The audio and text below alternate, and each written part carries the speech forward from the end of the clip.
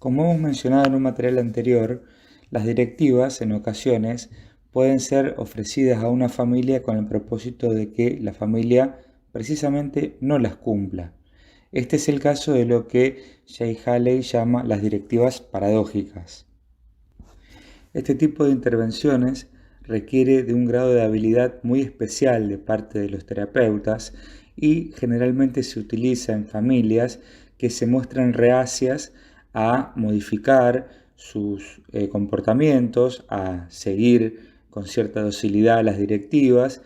También es cierto que sucede en familias que no están en un punto en el que la crisis, en la situación en la que se encuentran, los lleva a una sensación de inminente desastre. Entonces, en general, estas familias resisten los cambios que el terapeuta intenta introducir a través de las directivas tradicionales. Y esto sucede porque, según Haley, cuando un terapeuta ofrece una directiva para que la familia cambie, lo que está haciendo es invitar a la desestabilización de la pauta que la familia ha encontrado y alrededor de la cual se ha estabilizado. Entonces, para muchas familias esto se percibe como algo problemático y en general pueden rechazar la ayuda que se les brinda, aun cuando la ayuda sea bien intencionada, por temor a exponerse a una situación de inestabilidad. Entonces, las familias suelen estabilizarse, como se ha dicho en materiales anteriores, alrededor de un problema que señala a uno de los integrantes de la familia como el paciente designado, como la persona que justamente produce este problema, y alrededor de ese señalamiento la familia organiza un grado de estabilidad que tratará de resistir cuando el terapeuta quiera cambiar a través de las intervenciones directivas. En ese marco se idean este tipo de directivas paradójicas en donde paradójicamente se le pide a una familia a la que se está ayudando a cambiar que no cambie. El aporte de las directivas paradójicas fue realmente una de las contribuciones más revolucionarias que planteó la terapia estratégica de Haley, sobre todo inspirado en el trabajo de otro gran terapeuta que ya fue mencionado en recursos anteriores, que si bien no era un terapeuta que podríamos encuadrar dentro del marco sistémico, sirvió de inspiración a muchos terapeutas sistémicos. Estamos hablando de Milton Erickson, un terapeuta que, según Haley, era un maestro en ofrecer directivas paradójicas y que ha sido citado profusamente a lo largo de toda la elaboración teórica de Jay Haley, hasta el punto de inclusive dedicarle un libro completo al trabajo de Milton Erickson, que en definitiva él por sí mismo no escribió ninguna obra. Entonces, veamos ahora que las tareas paradójicas que se asignan a una familia pueden ser de dos tipos desde la clasificación que hace Haley. Por un lado, se habla de las directivas paradójicas que se apuntan a la totalidad de la familia, las que Haley llama de alcance global. Estas intervenciones requieren de una habilidad muy particular del terapeuta, como hemos dicho anteriormente, porque tienen que incluir en el mismo mensaje y al mismo tiempo dos sentidos contradictorios en el mensaje, que es: estoy interesado en que ustedes cambien, y por otro lado los invito a que no realicen ningún cambio. Entonces, la habilidad que requiere el terapeuta para manejar la comunicación, la metacomunicación, los códigos analógicos en la comunicación, los fenómenos de puntuación, es decir, todos los aspectos que hemos revisado cuando hablamos de la pragmática de la comunicación que describió Václavic y sus colaboradores, tiene que ser realmente muy afinada para que no resulte en una intervención grotesca o burlesca, o inclusive que pueda generar en la familia una reacción negativa, sintiéndose atacados, heridos, maltratados, o que sientan que el terapeuta no esté realmente interesado en que ellos puedan mejorar, sentirse mejor, mejorar su problema. Hay varios ejemplos clínicos que Hale propone en el material de estudio,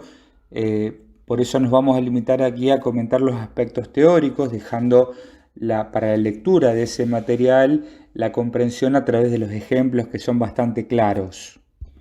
Diremos solamente que el terapeuta se ocupa de ofrecer este doble mensaje, esta paradoja encriptada entre que cambien y que no cambien como invitación a la familia. Lo hace con la suficiente habilidad como para que la familia no se sienta agredida ni desentendida.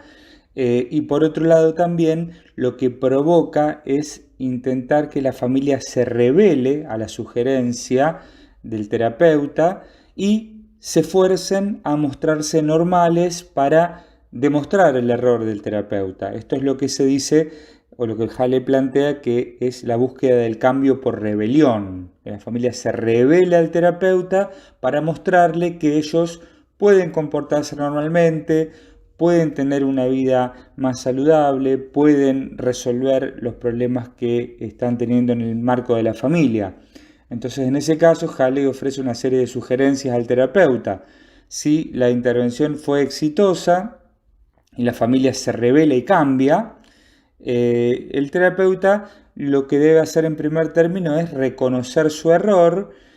humildemente, reconocer que estaba equivocado en sus sugerencias y que la familia evidentemente estaba en condiciones de producir un cambio para sentirse mejor, para resolver mejor los problemas que tienen. Y en todo caso puede elaborar algunas estrategias adicionales para asegurarse de que la familia permanezca en ese cambio, es decir, haya una continuidad para esa modificación que han expresado en forma de rebeldía hacia el terapeuta. El propósito es lograr que el cambio se convierta en una forma estable y la familia pueda organizar su identidad a partir de esa nueva forma, descartando la conducta sintomática de uno de sus miembros. La mejor manera, dice Hale, para esto es advertirle a la familia que ha mejorado que probablemente el cambio que han desarrollado sea temporario y puedan volver a tener una recaída rápidamente. De esta manera la familia aumenta su nivel de rebeldía e intenta empeñarse en mantener el cambio para demostrarle al terapeuta de que no se trata de algo transitorio. Y por otro lado, el terapeuta con ese comentario bloquea la posibilidad del impacto de la recaída, porque si evidentemente la recaída en la sintomatología sobreviene, bueno, el terapeuta se habrá notado un punto y la familia entonces tendrá que recapitular y volver a confiar en la palabra del terapeuta y seguir sus indicaciones. Entonces, de esa manera, con ese comentario de adelantar la posible recaída, el terapeuta cierra esa puerta para que la familia pueda escapar por ese lado. Por otro lado también, inclusive en una estrategia quizás más arriesgada, el terapeuta puede proponerle a la familia que evoquen los momentos en los cuales los síntomas de los integrantes señalados como pacientes estaban todavía vigentes para que puedan ver qué pueden recuperar de ahí, de ese grado de malestar, si hay algo que extrañan, si hay algo que les gustaría atesorar de ese nivel de angustia o de incomodidad. Esta es una sugerencia que Hale toma justamente de Milton Erickson, para la que por supuesto se requiere una sutileza, un manejo de la comunicación, de modo tal de que no quede como un comentario grotesco. La otra posibilidad es que el terapeuta se decida por generar una directiva paradójica, pero que atañe solamente a una parte del sistema con el que está trabajando, no a toda la familia, porque quizás considera que justamente esas personas a las que van direccionadas las instrucciones paradójicas son las que sostienen la especial responsabilidad sobre la situación problemática. Entonces, en ese caso, el terapeuta lo que hace es identifica alguna conducta que él considere que sea uno de los motivos por los cuales el problema se sostiene en la interacción cristalizada que esas personas están sosteniendo, y le prescribe que aumente la intensidad de ese comportamiento a la persona en cuestión. Halley en el texto da el ejemplo de una situación problemática en la cual él considera que una de las cuestiones que hacen a la dificultad que la familia trae a la consulta, que es un problema de uno de sus hijos, tiene que ver con la sobreprotección que la madre le ofrece especialmente a este hijo. Entonces, una intervención directiva de este tipo podría señalarle a la madre que se comporte de forma más sobreprotectora aún, que cuide más todavía de su hijo, que lo siga más, que le preste más atención. Y esto lo que hace en definitiva es producir un efecto similar a la intervención global. La madre, por rebelión, empieza a declarar que está cansada de cuidar a su hijo, empieza a decir que no le parece bien estar tan al tanto o tan encima de este hijo, porque obviamente, dice Halley, una cosa es que la madre por motus propio decida sobreproteger a su hijo y otra cosa es que se encuentra haciéndolo porque se lo indicó el terapeuta. Entonces esto abre la puerta a un cambio en donde la madre paulatinamente empieza a rebelarse, a denunciar su propia sobreprotección sobre este hijo, empieza a dejar de hacerlo y por ende la pauta interactiva ha sido modificada y eventualmente el síntoma con el que se había cristalizado la secuencia deja de tener sentido. A modo de síntesis podríamos decir que el uso de paradojas es para Halley una tarea compleja, intrincada, para el terapeuta requiere cierta experticia, cierta habilidad comunicacional que se entrena y aplicar adecuadamente una intervención de tipo paradójica puede tener etapas que hay que respetar o resguardar. El texto es prolífico en ejemplos, acá vamos a plantear solamente las etapas en términos conceptuales. En principio habría que decir que el terapeuta, para planear cuáles etapas y de qué manera, tiene que reflexionar claramente sobre el problema presentado en el sentido de poder identificar la secuencia que tiene lugar en la familia, que es la que mantiene, sostiene, cristalizado el problema alrededor de la cual la familia mantiene una identidad estable. Esta es la primera cuestión. Entonces, una vez que el terapeuta descubre esto, tiene que establecer una serie de pautas para organizar una directiva que cambie tanto el problema como la secuencia, ¿sí? Con el propósito de que si la interacción es distinta, el problema identificado deje de tener sentido como estabilizador de la identidad familiar. Hay una primera etapa en la que el terapeuta tiene que establecer una relación con el sistema familiar,